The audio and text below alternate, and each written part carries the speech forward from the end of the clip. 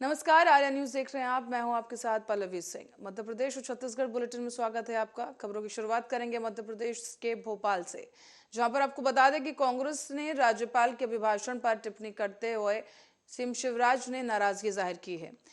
आपको बता दें कि इस टिप्पणी पर सीएम ने नाराजगी जाहिर करते हुए बयान दिया है और सीएम ने राज्यपाल पर कांग्रेस की इस टिप्पणी को लोकतंत्र की गरिमा गिराने वाली बात बता दिया है। इस दौरान सीएम शिवराज ने पीसीसी चीफ कमलनाथ पर भी निशाना साधा। कहा कि कमलनाथ झूठ बोलने की दुकान है। अभावग्रस्त बच्चों के शिक्षण के लिए शिक्षण शुल्क और शिक्षण सामग्री जुटाने का काम किया है। मैं उनको बहुत बहुत धन्यवाद देता हूं। ऐसे ही एक और सेवा का जुनून देखने मिला हमें बालाघाट जिले में। कान्हा राष्ट्रीय उद्यान के समनापुर बफर जोन में पदस्थ वन परिक्षेत्र अधिकारी सीता जमरा गांव में युवाओं के लिए निःशुल्क लाइब्रेरी चला रहे हैं। ये लाइब्रेरी सर्व सुविधा कमरों में नहीं है, वन नाकों और अनुपयोगी कमरों में संचालित हो रही है। हर गांव के आसपास के 25-25 युवा इस लाइब्रेरी में आकर रोज पढ़ते हैं। हर तरह की प्रतियोगी परीक्षा संबंधी किताबें, समाचार पत्र, अर्धशासकीय विभागों की रिक्तियां संबंधी जानकारी।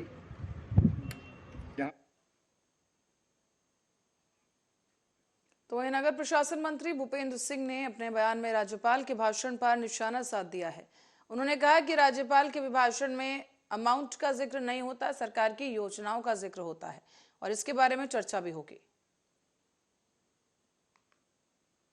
तब पता चलेगा ना कि जिक्र किया है कि नहीं। राज्यपाल के अभिभाषण में अमाउंट का जिक्र थोड़ी होता है। योजनाओं की, जो सरकार की योजनाएं होती हैं, उनके बारे में चर्चा होती है, उनके बारे में प्रस्ताव होता है। अब बजट का, जब कल बजट आएगा तो पता चल जाएगा कि क्या प्रावधान किया है।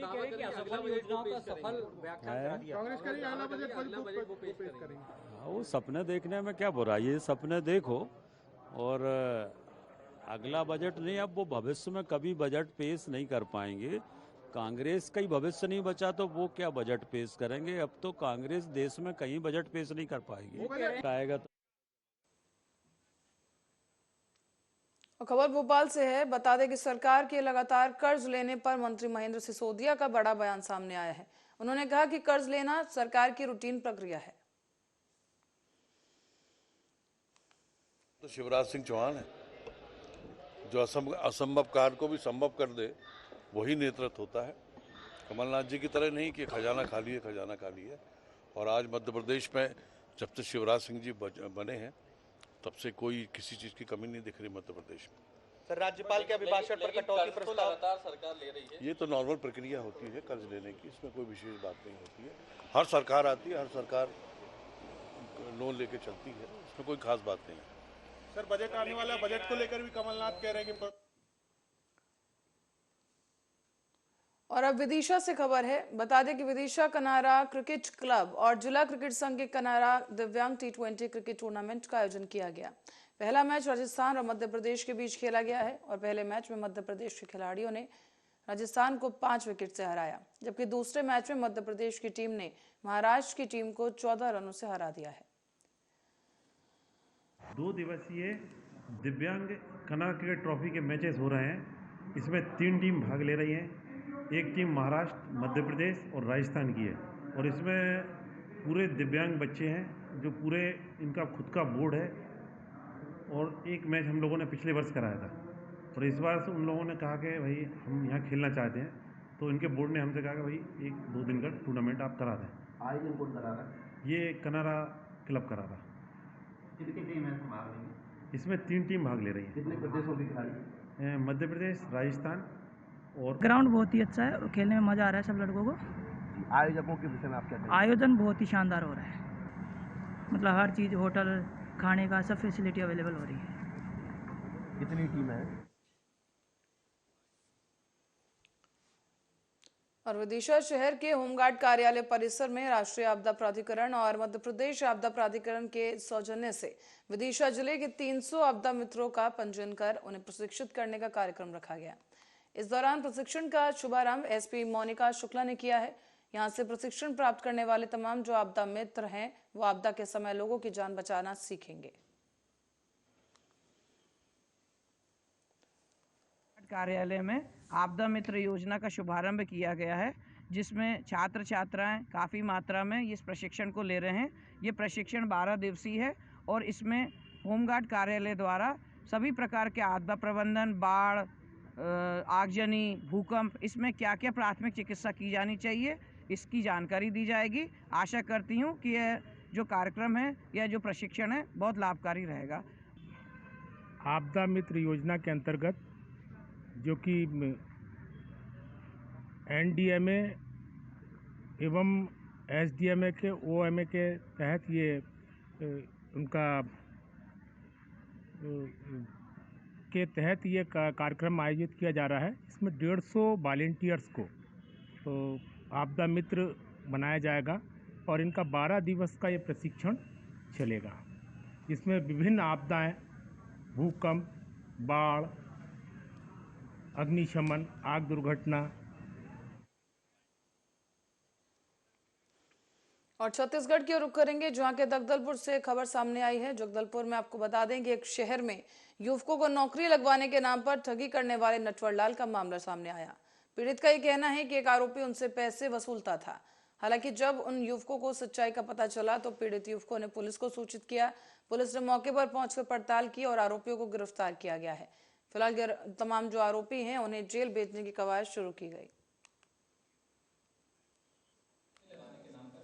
ठगी की शिकायत आशीष दास के खिलाफ थाना कोतवाली को प्राप्त हुआ था, जिसके जांच के दौरान आशीष दास के खिलाफ धारा 420 भादवी के अंतर्गत अपराध पंजीबद्ध कर विवेचना में लिया गया था। आशीष दास के द्वारा 3 लोगों से नौकरी लगाने के नाम पर लगभग 1,90,000 रुपये लिया गया था, जिसकी पुष्टि होने पर आरोपी आशीष दास को कांकेर से गिरफ्तार कर आज थाना कोतवाली लाया गया, जिस पश्चात उसे माननीय न्यायालय में पेश किया जा रहा है। मामले में विवेचना भी जारी है। नौकरी लगाने के नाम पर ठगी की शिकायत आशीष दास के खिलाफ थाना कोतवाली को प्राप्त हुई। और अब जगदलपुर से खबर है कि शिक्षा की आड़ में निजी स्कूल पैसों का व्यवसाय कर रहे हैं। शिक्षा का मंदिर धन उगाही का अड्डा बन चुका है और इस समय इसी वजह से कुछ छात्र जो फीस नहीं दे पाए उन पर यह भार काफी ज्यादा बढ़ चुका है। यहाँ आपको बता दें कि फीस नहीं देने पर छात्रों को परीक्षा से वंचित किया जा रहा है।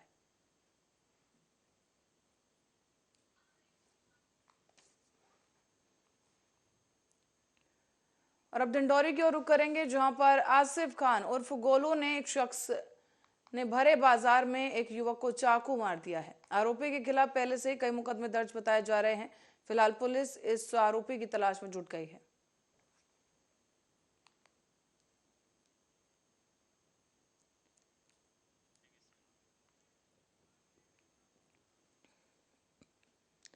मामला छत्तीसगढ़ के जगदलपुर का है, जहां पर गणेश बहार नाला से माचकोट में सेंट्रल नाके तक बनने वाली सड़क में भ्रष्टाचार की झलक देखने को मिल रही है।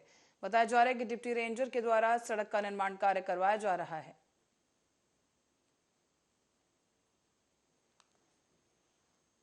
जो गणेश बहार से माचकोट तक वहाँ के जो है जो तिराहा है वहाँ तक जो रोड WBM का जो है निर्माण हो रहा है, उसमें कुछ जगह जो है इसमें हाथ से जो है तोड़ी गई जो है गिट्टी रखी हुई जो है वहाँ पर पाई गई है और DFO को निर्देश दिया गया है कि वो उस गिट्टी का उपयोग जो है नहीं होगा वहाँ पर। जो मशीन से जो है तोड़ी गई मिट्टी है। और अब आपको बता दें कि कार्रवाई से वितरित चल रहे अभिभाषकों ने आज मुख्य न्यायाधिपति को सद्बुद्धि देने के लिए यज्ञ करते हुए स्टेट बार काउंसिल को उनके अध्यक्ष का पुतला जलाने की चेतावनी दी है। उच्च न्यायालय के द्वारा 25 पुराने सूचीबद्ध प्रकरणों का समयावधि में निराकरण किए जाने के आदेश का वकीलों के द्वारा विरोध किया जा रहा है, जिसके चलते उज्जैन में भी अभिभाषक 23 से लेकर 28 फरवरी तक न्यायालय की कार्रवाई से अपने आप को अलग करके बैठे हैं। यहाँ आपको बता दें कि वकीलों ने कोठी पैलेस में स्थित हनुमान मंदिर में मध्य प्रदेश के मुख्य न्यायाधिपति को सद्बुद्धि देने के लिए यज्ञ किया। और मंडल के जो संघ के अध्यक्ष हैं अशोक यादव, उन्होंने बताया कि कल विरोध के स्वरूप Madhya Pradesh state bar council के अध्यक्ष का पुतला दहन कर हाईकोर्ट के आदेश की प्रांतियां जलाई जाएंगी।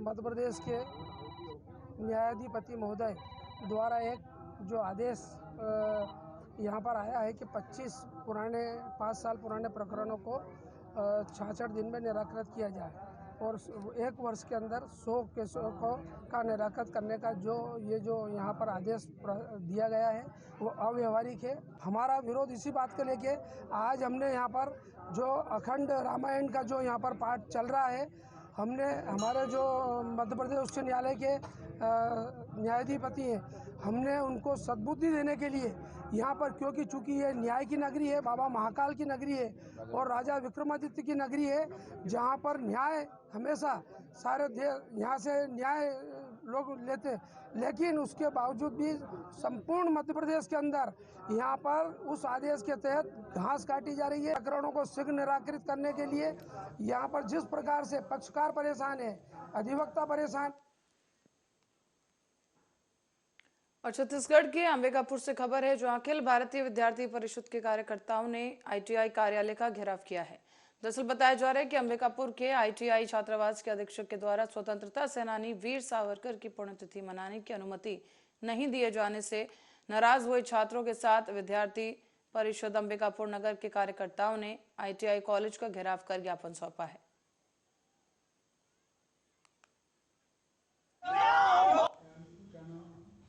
वीर सावरकर जी की पुण्यतिथि थी, जिसे विद्यार्थी परिषद आईटीआई हॉस्टल में मनाने आई थी, तो वहाँ के अधीक्षक के द्वारा और प्रिंसिपल के द्वारा महापुरुषों की जयंती मनाने, पुण्यतिथि मनाने व जयंती मनाने पर रोक करते हैं। विद्यार्थी परिषद हमेशा से ही पुण्यतिथि महापुरुषों की पुण्यतिथि मनाते रहा है, पर यहाँ के विद्यालय के प्राचार्य और हॉस्टल के अधीक्षक के द्वारा ये लगातार हमेशा देखने को हमें मिलता रहता है कि ये पुण्यतिथि नहीं मनाने देते या कोई भी क्रांतिकारियों की जयंतियाँ नहीं मनाने देते हैं। अगर उनके द्वारा संस्था के महापुरुषों का जो है चित्र लगाने और वहाँ वीर सावरकर जयंती जी का जो है जयंती मनाने के लिए परमिशन जो है मनाने के लिए कल जो है टेलीफोन आया था वो लोग का जो है, परंतु जो है रिटर्न में परमिशन नहीं था, इसलिए जो है उनको जो है नहीं दिया जा सका था परमिशन, इसलिए जो है आए थे जो है। और जो है उन लोग का मुद्दा था जो है कि अखिल भारतीय विद्यार्थी परिषद 75 सालों से लगातार छात्र हित व राष्ट्र हित में कार्य करते आ रही है। उसी के निमित्त कल वीर सावरकर जी की पुण्यतिथि मनाने के लिए हम लोग आईटीआई कॉलेज छात्रावास में गए हुए थे।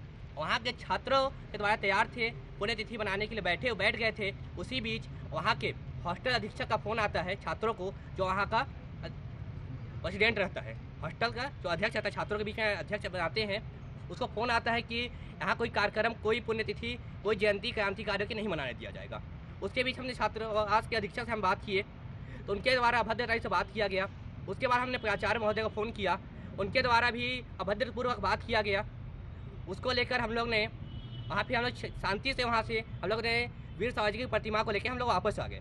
उसके बाद वहाँ के छात्रों के द्वारा बताया कि महाविद्यालय प्रशासन और महाविद्यालय परिसर और हॉस्टल परिसर में, छात्रावास परिसर में अनेक प्रकार की समस्याएं हैं, जैसे कि वहाँ पे एक भी क्रांतिकारी स्वतंत्रता सेनानी।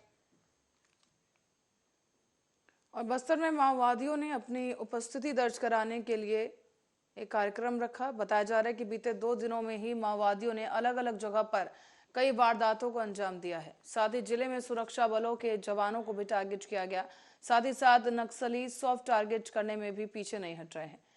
मामला शनिवार को सामने आया जब सुकमा जिले जगरगुंडा में हुई मुठभेड़ में 3 जवान शहीद हो गए, जहां निर्माणाधीन जगरगुंडा बासागुडा सड़क को सुरक्षा प्रदान करने वाले सुरक्षा बल के जवान वहां पर निकले थे एक अभियान के तहत, लेकिन वो शहीद हो गए। शनिवार को ही कांकेर के दुर्गकोंदल में नक्सलियों ने छुट्टी में आए हुए आर्मी जवानों को भी निशाना बना दिया और उनकी निर्मम हत्या कर दी। इसके अलावा रविवार को नारायणपुर में ओरछा मार्ग में बाटमपारा के नजदीक इन तमाम नक्सलियों के द्वारा बिछाई गई आईईडी ब्लास्ट की चपेट में आने से कई जवान शहीद हो गए। है कभी भी बैकफुट पर रहते समय जिससे अपना कैडर के मनोबल को बढ़ाने के लिए या इलाका में जो एक भय के वातावरण के माध्यम से एक सनसनी क्रिएट करने के उसी उद्देश्य से सॉफ्ट टारगेट को हिट की जाती है। जिसे वर्ष 2022 की देखे जाए तो मतलब सीपीएम मोदी संगठन का काफ़ी सेटबैक हुआ है। कई इलाका में जो उनकी स्ट्रॉन्ग होल्ड एरिया जो माना जाते हैं उन इलाका में भी सुरक्षा बल द्वारा कैंप स्थापित करके उस क्षेत्र में नक्सल विरोधी अभियान के साथ साथ जो विकास कार्य को भी गति प्रदान की गई थी और घटना में वारदात में काफ़ी उल्लेखनीय कमी भी आए थे।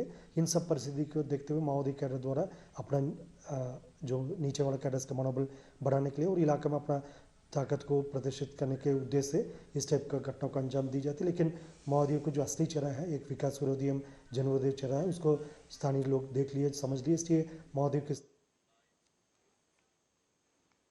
और छत्तीसगढ़ से खबर है कि एमसीबी से जानकारी सामने आई है। एमसीबी पुलिस को बड़ी सफलता मिली। दरअसल बता दें कि पशु तस्करी कर रहे आरोपियों को पुलिस ने रंगे हाथों गिरफ्तार किया है। हालांकि पुलिस ने इस बात की जानकारी मीडिया से बताते हुए कहा कि काफी समय से पुलिस को इनकी तलाश थी।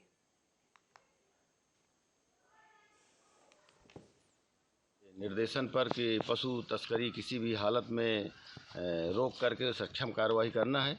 उनके आदेशानुसार सभी जिलों में इस तस्करी को रोकने के लिए प्रयास चल रहे हैं। श्रीमान पुलिस अधीक्षक महोदय श्री टीआर कोसमा साहब के निर्देशन में अतिरिक्त पुलिस अधीक्षक एवं एसडीओपी के मार्गदर्शन में मुझे कल मुखबिर से सूचना मिली थी कि खाड़ा खो के जंगल में कुछ अवैध रूप से परिवहन करते हुए भैंसा लाए गए हैं जिन्हें बूचड़ खाने में ले जाने की तैयारी है। श्रीमान आईजीपी साहब के।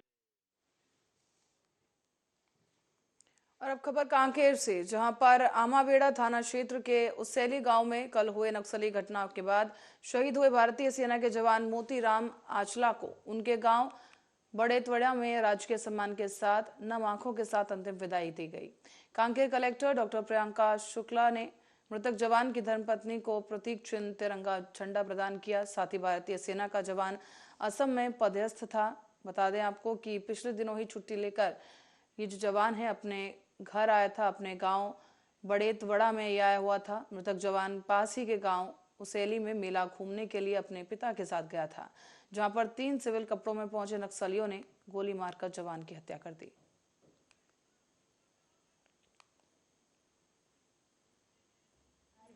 मोतीराम आचला जी जो कि भारतीय सेना में पदस्थ थे और बड़े त्योड़ा ग्राम के रहने वाले थे, छुट्टियों में अपने घर आए हुए थे और कल उसैली का जो मेला है वो देखने गए हुए थे। वहाँ मुर्गा बाजार के पास में कुछ अज्ञात नक्सलियों ने आकर के इनके ऊपर देसी हथियार से हमला किया और वहीं पर मौके पर ही इनकी मृत्यु हो गई। आज हम सबकी तरफ से इनको अंतिम सलामी दी गई और श्रद्धांजलि दी गई और इसी कार्यक्रम में उपस्थित। सर, नक्सलियों के द्वारा आर्मी के जवान को निशाना बनाया गया है क्या? देखिए, ये तो हमेशा से हम मानते हैं कि नक्सली जो है कि वो कहीं ना कहीं अपने आप को भले ही लोगों का हितैषी बताते हैं और आदिवासियों का हितैषी बताते हैं, पर वो आतंकवादी से कम नहीं है। और ये जीता जागता उदाहरण है। जो भारतीय सेना के जवान थे, इनका नक्सल वाली लड़ाई से भी कोई ऐसा विशेष लेना देना नहीं था। ये अपनी ड्यूटी ईमानदारी से कर रहे थे, छुट्टियों में घर आए थे और इनके ऊपर इस तरीके से कायराना तरीके से हमला करके इनकी मृत्यु खारिज की गई, जो कि बहुत दुखद है। और जो ह्यूमन राइट्स वायलेशन के बाद हमेशा नक्सली करते रहते हैं, इससे बड़ा ह्यूमन राइट वायलेशन तो और कुछ हो नहीं सकता जो उन्होंने किया है। मैं परिवार के साथ हूँ। ईश्वर उन्हें इतना बड़ा लॉस सहने की शक्ति दे और दुख तो ऐसी स्थिति में परिवार का कम बिल्कुल नहीं किया जा सकता, पर जो भी आवश्यकता होगी प्रशासन होगी। और अब सीहोर की ओर रुख करेंगे, जहां आपको बता दें कि सीहोर मंडी थाना अंतर्गत डाकपुलिया के पास 2 पक्षों में खूनी संघर्ष हो गया है। इसमें 8 लोग घायल हुए, तो वहीं इस खूनी संघर्ष में कुछ झोपड़ियां भी जलकर खाक हो गई हैं, उनमें आग लगा दी गई। हालांकि पुलिस बल मौके पर मौजूद और घायलों को जिला चिकित्सालय में भर्ती करा दिया गया है। फिलहाल पुलिस आगे की कार्रवाई कर रही है।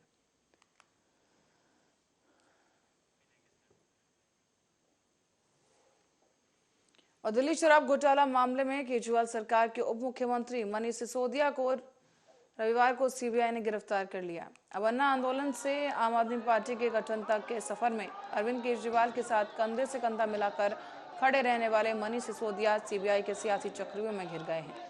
तो वहीं दूसरी तरफ आम आदमी पार्टी ने पूरी तरीके से सड़क पर उतरकर बीजेपी के खिलाफ मोर्चा खोल दिया है और सिसोदिया की गिरफ्तारी को सियासी हथियार के तौर पर इस्तेमाल बनाने में जुट गई है। लेकिन आपदा को अवसर में तब्दील कर देने वाले सीएम अरविंद केजरीवाल के लिए इस बार सियासी राह जो है वो मुश्किल भरी लग रही है। छत्तीसगढ़ में आम आदमी पार्टी के प्रभारी ने मीडिया से बात करते हुए कहा है कि दिल्ली के उप मुख्यमंत्री मनीष सिसोदिया की गिरफ्तारी को लेकर आम आदमी पार्टी छत्तीसगढ़ बीजेपी प्रदेश कार्यालय के सामने बड़ा प्रदर्शन करेगी।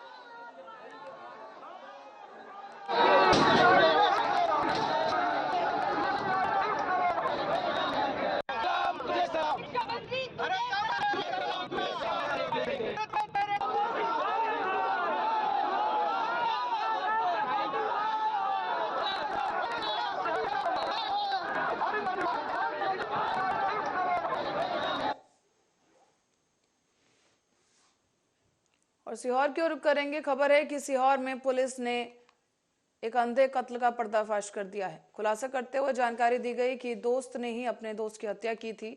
हालांकि पुलिस अब जिला पुलिस अधीक्षक ने प्रेस कॉन्फ्रेंस कर इस मामले का खुलासा किया है। को ये सूचना मिली थी कि मंडी थाना क्षेत्र में एक अज्ञात शव पड़ा हुआ है जिसकी सर पे पत्थर से कुचल के उसकी हत्या कर दी गई है।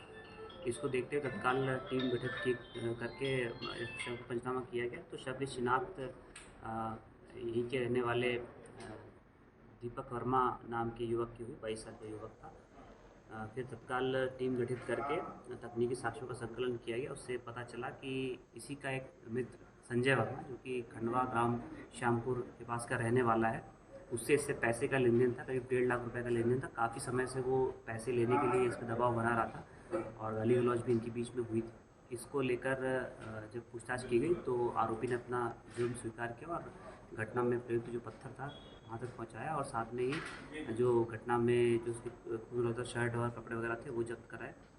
उसने पुलिस को भ्रमित करने के लिए मृतक की जेब में, लोअर की जेब में एक हस्तलिखित नोट रख दिया था जिसमें उसने चरित्र शंका की ओर, अवैध संबंधों की ओर इशारा करने वाला कुछ लेख लिखा था कि किसी और के परिवार में किसी पत्नी के साथ इसका संबंध है, इस कारण इसकी हत्या की जा रही है। लेकिन जब उससे सख्ती से पूछताछ की गई तो उसने उस रजिस्टर का पन्ना जब्त कराया जिससे उसने वो लेख लिखा था। घर में पूरी तैयारी के साथ वो लेख लिख के गया था।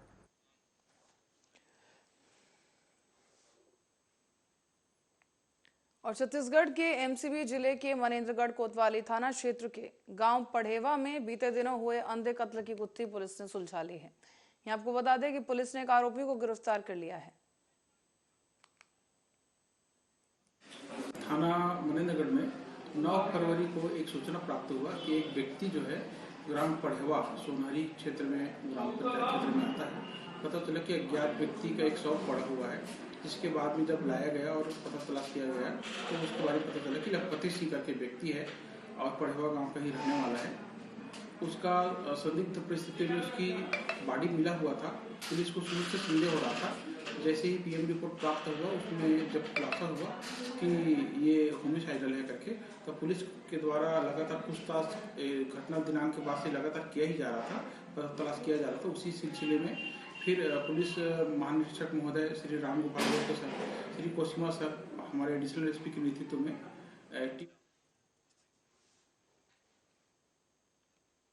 और रायसेन में आपदा प्रबंधन प्रशिक्षण के तहत तालाब मोहल्ले में स्थित मिश्र तालाब पर युवक और युवतियों को मोटरबोट चलाने का प्रशिक्षण दिया गया है। इसमें आपदा के समय कोई परेशानी ना हो, इसी प्रशिक्षण के तहत आपको बता दें कि मिश्र तालाब पर पानी में मोटरबोट चलाने की ट्रेनिंग दी गई, जिसमें बारी बारी से युवक और युवतियों ने पहले मोटरबोट को तैयार करने का प्रशिक्षण लिया और उसके बाद पानी में बोट को उतारकर सभी ने बारी बारी से उसे चलाना भी सीखा ताकि कभी भी बाढ़ ग्रसित क्षेत्रों में वो आसानी से लोगों को बचा सके।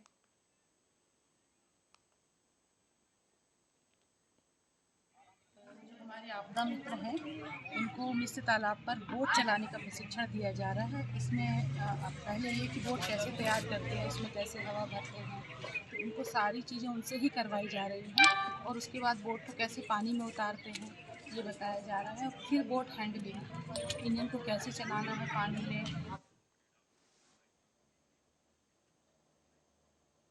और अब रायसेन से खबर है, जहां पर सांची मार्ग पर स्थित भारत नगर कॉलोनी में 18 फरवरी को महाशिवरात्रि के पर्व पर दिन दहाड़े भगवान दास चिड़ार के निवास पर चोरी किए जाने का एक मामला सामने आया था। और इस मामले को गंभीरता से लेते हुए रायसेन के एसपी विकास कुमार शैवाल ने जल्द से जल्द चोर को पकड़ने के निर्देश दिए थे। इसी के तहत कोतवाली टीआई जगदीश सिंह सिद्धू और उनकी टीम ने आसपास के क्षेत्रों के सीसीटीवी कैमरे खंगाले और उन्हीं कैमरों की मदद से आरोपी गुप्ता जी पारदी को गिरफ्तार किया गया है। सख्ती के साथ जब पूछताछ की गई तो आरोपी ने अपना गुनाह कबूल किया। पुलिस ने अब इस आरोपी के कब्जे से सोने चांदी के जेवरात, नकदी और करीब 2,50,000 रुपए वारदात के दौरान में उपयोग की गई एक मारुति गाड़ी बरामद कर ली है।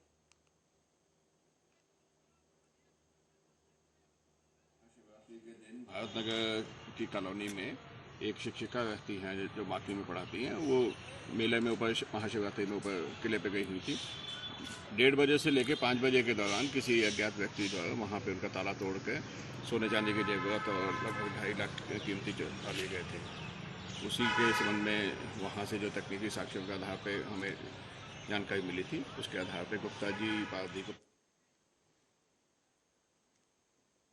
और इसी खबर के साथ ही बुलेटिन में फिलहाल के लिए मेरे साथ इतना ही। देश दुनिया की तमाम खबरों के लिए आप बने रहे हमारे साथ।